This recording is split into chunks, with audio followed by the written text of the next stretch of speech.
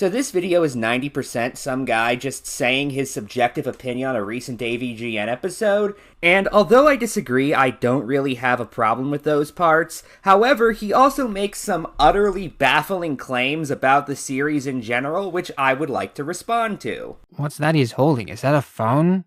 Is this a mobile game? Are we seriously at the point where mobile games are retro now? Even ones from 2016? Whatever. I mean, it's roughly as old as Superman 64 was when he covered it, that game being 9 years old and this game being 8 years old. Something the nerd even mentioned when he reviewed said game. And you know what the most pathetic thing about it is? This game isn't even 10 years old. Just barely. You'd think by 1999 there'd be some kind of quality standard. Even though I hoped I'd never see the day where the nerd discovers smartphones. Why? If anything, I'd view it as inevitable if the series was going to continue, and given mobile games can be a very good source of comedy, especially when reviewed in the nerd style, it's not as if this is inherently not something he can work with. Even if you don't think this episode was all that good, it wasn't as if the mere concept of him playing a mobile game is what killed it. I also want to go on a small unrelated tangent and just say that anytime the nerd gets a newest game that he's reviewed, a lot of people get really surprised, but the goal of the show is to take you back to the past. Not take you back to some year before this specific arbitrary stopping point. What is the past right now is different from what the past was when his series started. And the motto has always been vague enough to where James could realistically throw in any game that wasn't a new release if he so chose. The nerd does touch upon some of the flaws that plague mobile gaming, like ads and wait timers and microtransactions kinda, but it's all very surface level and never goes deeper than a few sentences of mild annoyance. In fact, it takes the nerd no time at all to give into the microtransactions. Like, bruh, you were the chosen one. I was hoping the nerd would at least try to dig his heels in a little bit, actually try to focus on how these games purposely grind to a halt to manipulate you into spending money. But no, he wastes no time in buying golden carrots so he could rush through the game, because having actual things for the angry video game nerd to get angry about is far less important than having the nerd pause the review to text Bugs Bunny. What exactly would be the point of waiting until later in the episode to make use of the microtransactions? Furthermore, what about the nerd's character makes you think he wouldn't use microtransactions? This is the guy who's used Game Genie several times. And by the way, he did discuss exactly what you wanted him to talk about just before he brought up the microtransactions. Here's the clip from the episode. No matter what you do, this meter is the slowest I've ever seen. And I mean that. Anytime you get one of the items, it hardly even moves a pixel. And the items don't come often enough. But you can spawn them faster if you buy gold carrots. And I mean with actual money. What kind of idiot would spend real money on this game? All right, let's do it. Like, no one uses emojis like that anymore outside of Twitter. And people also don't tend to wear white button-up shirts with pocket protectors that frequently these days. What's your point? I've been starting work on this massive AVGN retrospective with the goal of seeing if he's actually fallen off or not. Because I've stumbled upon several video essays that have relegated the series to the fate of The Simpsons, where, the first several seasons were regarded as the golden age until Screenwave Media scooped it up, and from there it stopped being as good. Most modern AVGN episodes are often seen as mediocre, if not disappointing. It seemed like this series started to focus more on quantity rather than quality, with very few golden age caliber episodes throughout. The nerd uploaded far more frequently in his golden age than he does now, though. Here's an FAQ from back in the day where James says there was going to be a new nerd episode twice a month on average. Something he hasn't followed since the early 2010s or so. If you were to check out the IMDb page for AVGN, yes, that exists, and I have my issues with it, believe me. You'll see that this Horse Prince episode is by far the lowest rated episode in series history, even lower than episode 200. And this comes after a string of semi-well-regarded ones. That IMDb page has 5 reviews, not saying their opinions are the minority inherently or that they aren't reflective of the general consensus. However, I'm going to need a wider sample size in order to believe it represents the entirety of the AVGN audience. Not to mention the comment sections on YouTube. The Goonies episode has people showing nothing but respect for the man reaching his 20th anniversary, while everyone in the Horse Pence episode is just confused if not concerned.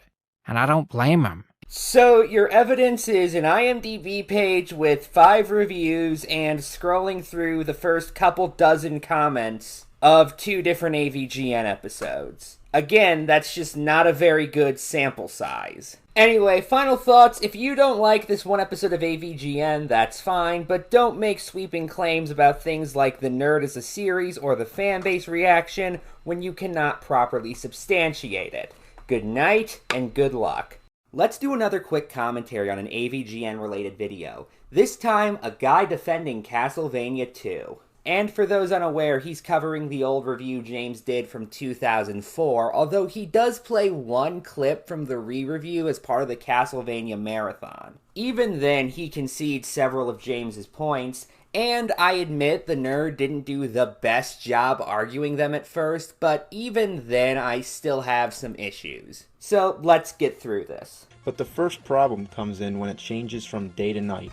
Why does it take so long? Nobody feels like sitting through this every time. Why did they think that that would be a good idea and interrupt the gameplay? Did they think it would be more realistic? I mean, in real life, I don't have to stop in my tracks when the sun sets and the box doesn't pop up in the air. It takes roughly 8.5 seconds to transition between day and night. While it disrupts the flow of the game a little bit, it isn't necessarily that bad. During the night, enemies become twice as stronger, zombies roam the towns, and NPCs hide in their houses. It's difficult to think of another way to pull this off without the transition mechanic. Oh, and the nighttime music is a banger. I'm not going to discuss your opinion on the game's nighttime music as that is entirely subjective. However, I do want to deconstruct your point about this being the only way the game can achieve the effect you mentioned. Even if I grant you that is the case, why is this feature so integral that it is worth the criticisms James brings up? And by the way, you calling the transition from day to night not that bad is, again, entirely subjective. The next complaint is losing a life when falling into water. And why do you have to die when you fall in the water? That's the stupidest thing I've ever seen. Sometimes I don't feel like going down the stairs just to get down to ground level when I can just take a shortcut and jump down. But oops, I shouldn't do that. There might be water down there. This guy can go all over fighting hordes of evil monsters, but he can't even swim. The water pit is a well-known cliché in video games, so we don't really get why the nerd is baffled by this one. And that debunks what James said how exactly. Yeah, tons of games have water pits, but that doesn't mean Castlevania 2's inclusion of them is particularly logical. James could think it's nonsensical to include it in those other games as well. Also, your balloon fight example is a tad shaky, if only because it's not the water itself that kills the character in that game, but an enemy that comes out from the water when you get too close to it. Although functionally they're the same thing from a gameplay perspective, it does mean that James can't ask why this character can't swim because, well, maybe they can. It wasn't the water that killed them after all. This leads us to the next complaint, which is losing hearts when dying. When you die, you lose all your hearts and you have to start all over again. You lose all your hearts only when you get a game over. The player starts with 3 lives, and there are multiple churches throughout the game, where you can replenish your health. Additionally, leveling up restores your health. The first point is a minor imprecision of wording on James's part, but I'll grant you it's technically valid. However, your mention of churches restoring your health doesn't really do much. Same thing with your leveling up, as that tends to be a very rare occurrence in the game. Especially since you can only do it a total of 6 times throughout your playthrough. And regarding your mention of using churches to refill your health more generally, I'm just going to let Ego Raptor explain the issue with this point. In Castlevania 2, if you were man enough to make a pilgrimage to your local town, you could hit up the church and get all your health back. But if you died, you just kind of respawn where you died. Okay, well, whatever. But hey, if you fucking lose all your life, you have to continue, which still spawns you exactly where you died, but you lose all your hearts. So if you're headed to buy some super important item that you need to advance, and you have to continue, then you gotta fucking grind more hearts out of enemies and waste more of your fucking time. And wandering back to a town that's a bazillion miles away to get your health back wastes your fucking time. I hope you see where I'm coming from so I don't have to keep wasting my fucking time explaining it. Essentially, it's a highly inconvenient method of gaining your health back. Anyway, that's all I want to cover, given the rest of the video is just primarily him agreeing with James, so final thoughts. Again, this is not a horrible video or anything of the sort, it's just a video with quite a few problems that were worth pointing out. Good night, and good luck. Let's finish off this trilogy of AVGN related videos by doing what the nerd himself would do and taking my audience back to the past. Tonight's commentary is on a video from 2010. The video in question is a text-based commentary on the AVGN's old Teenage Mutant Ninja Turtles review. And although that is not inherently an issue, it does lead to some of the issues the video otherwise wouldn't have. Take this part, for example, where the text clearly appears before the part the text is commenting on is said. The original Ninja Turtles is one of the most annoying games I've ever played. James hadn't used the word annoying before the text showed up, so this appears oddly timed to say the least. At other points of the video, the text isn't on screen long enough for most people to be able to properly read it. Like here. Ah, you fuck rat.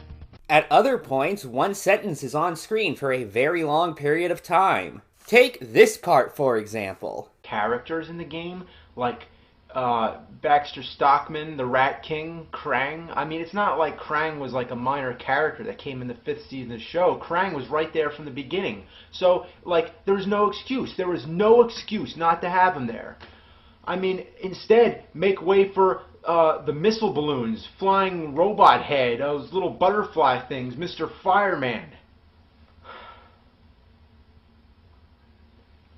And why don't you hear the Ninja Turtles theme song anywhere in the game? What a piece of shit. That one sentence was on the screen for quite a while, which, to be fair, James was giving a rather lengthy rant, so having it overlay said rant does make sense. However, there's also the problem of it just being incorrect. Aspects of the game, like Splinter being Hamato Yoshi mutated, the Technodrome, the Shredder being alive and having a retro mutagen gun, the existence of Bebop and Rocksteady, and April O'Neil being a reporter, all came from the cartoon, not the comics. Now, most of the video boils down to this person making fun of the AVGN for not being very good at the game, because the best rebuttal he can think of to many of the points about challenge is literally just get good, usually with no further explanation whatsoever. Making fun of James for drinking alcohol, saying he only does so to look tough, and not because he could just be part of the 60% of Americans who consume alcohol. And just saying that the dude sucks, and that his videos are bad, and so on and so forth. I wish to end with this. The commentator expressed issue with James continuously noting his frustration over attempting to cross a gap he could walk over, especially given James repeatedly tried to jump over it. Why does this jump have to be so close to the ceiling? A little later, he says it's obvious that's what you need to do. Every time you fall down, you have to walk through the entire room all over again. To which I have to ask, obvious to who exactly? Apparently not James, and I know of another YouTuber, Aqualung, who also made note that it wasn't obvious to him in his video on the game. So on the second floor, you'll come to this little gap right here, and don't feel bad, AVGN. I also found myself trying to jump over this gap so many freaking times it was ridiculous. And it pissed me off, too, when I found out that simply walking over it is the solution. So, how is it obvious exactly? It's never explained. Good night, and good luck.